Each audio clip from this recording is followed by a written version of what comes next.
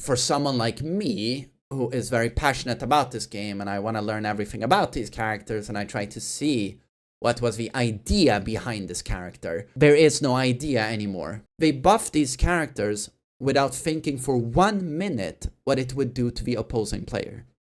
Raven hard commits. He's very nuanced in his approach, and same with Devil Jin. He hard commits to everything. But a Dragunov player, an Alisa player, a Xiaoyu player, a Yoshi player, they never commit to shit.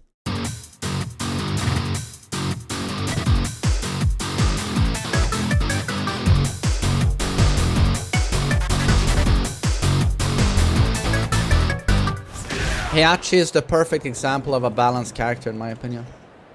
He is. They've done an amazing job. But there are a lot of great examples in this game. Like, I have a tremendous respect now for Raven. He is super balanced. Eddie is very balanced. Lydia is annoying, but she's very balanced. I don't like Zafina, but she's balanced. Victor, fuck you. Steve is great. Shaheen is a good character. I think he's S tier. A tier maybe, but he's still well made. Reina is well made. Well made. Fuck you. Fuck you. Well done. Annoying, but well done. No opinion. This character doesn't exist. Well done. Too strong. Well done. Good character. Fuck you. Mostly well done, but is a bit too strong. Has to be said. Well done. Well done. Is a joke. Well done. Great job. Well done. Is starting to become a well-designed character, but is still a little bit too strong. But I get that they're struggling with this character, the designers, because it's such a complicated moveset. Could still see a few nerfs, I think. Is a joke. Great job. Great job. It's a little bit too strong in my opinion, but still at his core, he's a good design job, but he's a little bit too strong. Great job. Great job. Great job. Is a joke. Is a joke. So for the most part, I feel like we've done a great job, but there's just a couple of characters where it's like, it's just so stupid. In what sense a joke? It's just diarrhea. The designers, in my opinion, they paid no attention to what they were doing. They weren't thinking. Typically with Tekken characters, there's a core design philosophy with them. They say, okay, this character is going to excel at these mechanics.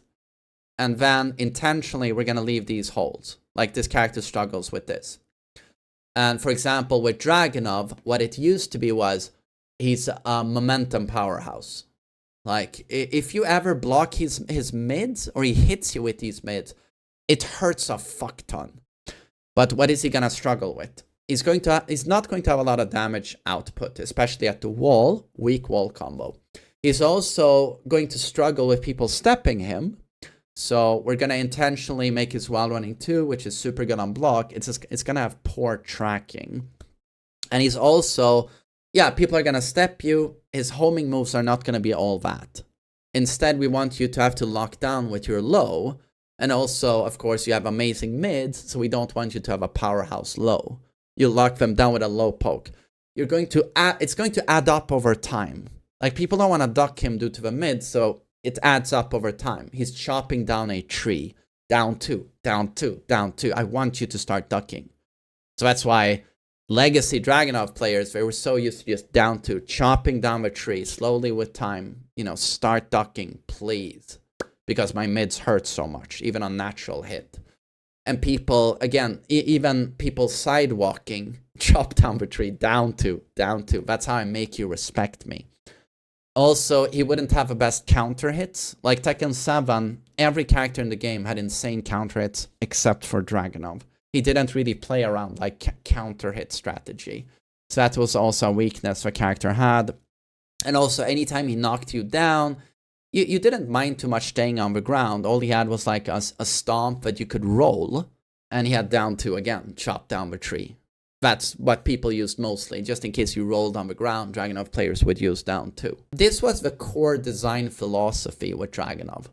And then when I say diarrhea, it's because the designers weren't thinking. All they saw was like, okay, we have Dragunov in Tekken 7. He's arguably the toughest character to play because he's not the highest on execution, but it's like, strategy-wise, he was unbelievably demanding.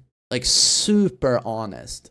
And you had to play around his entire toolkit. You would have to use sneak step tricks or like unbreakable throws, up for 3-4, backswing blows, like weird setups to get any kind of utility out of a character, because in terms of fundamental Tekken, he just couldn't keep up with any other character.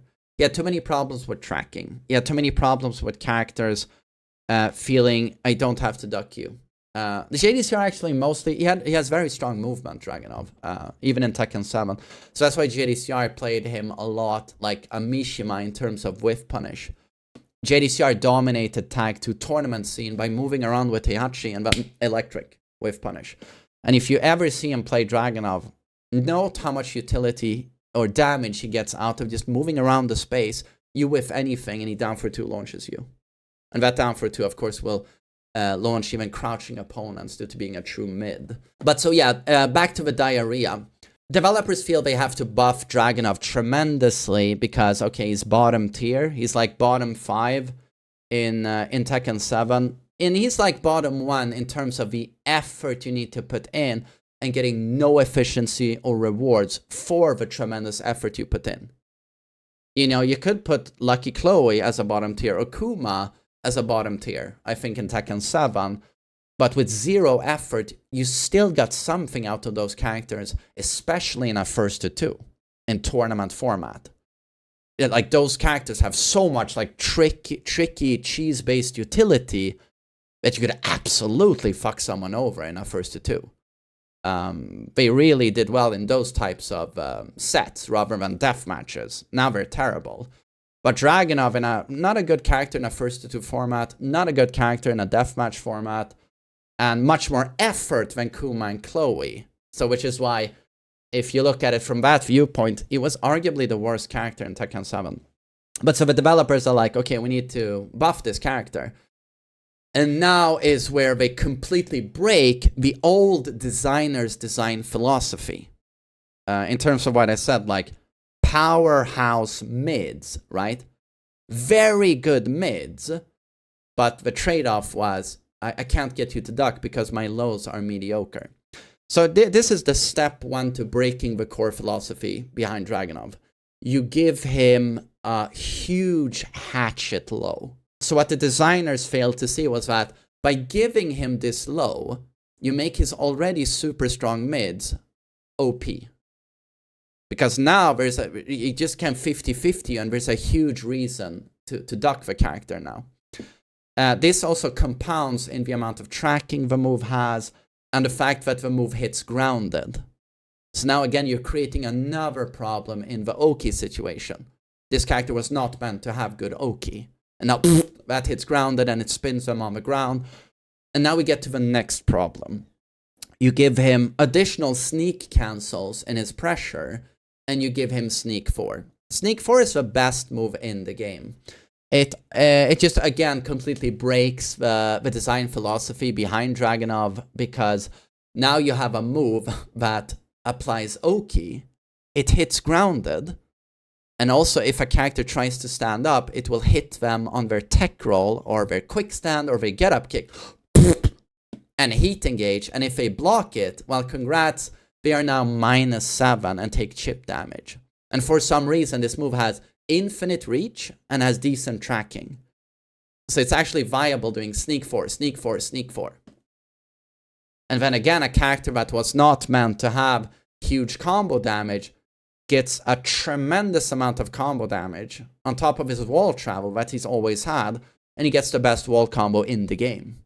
In the wall throw, that does a substantial amount of damage into down 3-2, 1+2. Obscene amounts of damage. And that's not to mention when he slams you onto the wall and he does his Masku tech, back for 2, Sneak 4. Absolutely awful situation to be in. This will hit you grounded unless you hold up to beat Masku tech. And this will now have you block it, but now chip damage and you're -7 at the wall. It's absurd. Note that with very strong timing, you can actually toe kick interrupt him here or roll on the ground. But this is very hard to do. It's very strict. And if you miss this timing, you know, you get countered slammed by Sneak 4. To the point where I don't even really attempt to do that. And also, you know, we could get into how someone thought it was a good idea to give this character a homing, you know, universally homing throws, and we could talk about what that did to Dragunov. You know, the character that wasn't meant to have strong tracking. That's why I say diarrhea when I talk about characters like Alyssa, Jin, and Dragunov. And it's because for someone like me, who is very passionate about this game, and I want to learn everything about these characters, and I try to see what was the idea behind this character. There is no idea anymore behind Yoshi, Jin, Dragunov, Alyssa. It was buff for the sake of buffing, and they now have the most streamlined offense and Oki you will ever see in a Tekken game. Did I mention Xiaoyu? It's just, it's monkey mode. They buffed these characters without thinking for 1 minute what it would do to the opposing player. Okay, we gave Dragunov all of this, but it seems like no one stopped to think. Not one designer said, but what does the opposing player do about all of this? With every other character, the characters are very nuanced. Like, for example, Heihachi, tremendous design job on him. Very clear, like how the opposing player is supposed to deal with all of this. You can say the same about Raven or Devil Jin. Characters that are very annoying to deal with and very tricky and can seem very bullshit. But once you learn those matchups, like Raven hard commits. He's very nuanced in his approach, and same with Devil Jin. He hard commits to everything.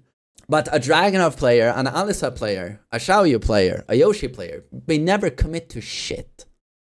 They just fart around with the dumbest buttons in the game, but just shut down everything the opposing player can do.